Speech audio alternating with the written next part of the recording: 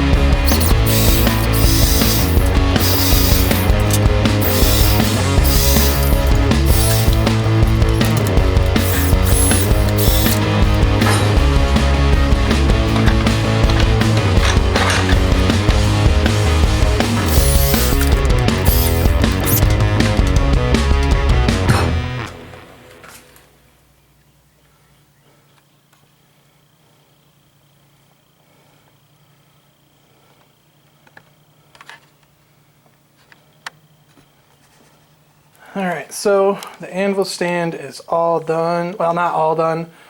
It's mounted up for now. I put the old hammer hangers I had on, back on for now. I'm going to forge up something that I can put a bunch of hammers and tongs in and my brush on.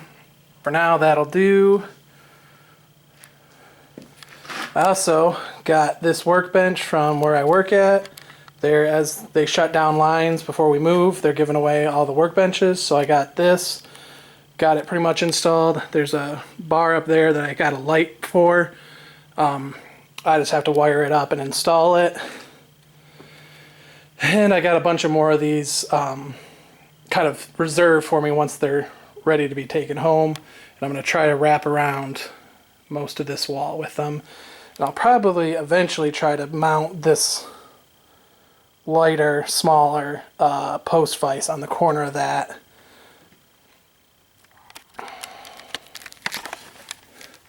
So that's all for today. I don't know how long this video is going to end up being. I think it might end up being shorter, but hey, I got a new anvil stand that's much sturdier. It doesn't rock. I mean, this thing is sturdy. It does not move at all.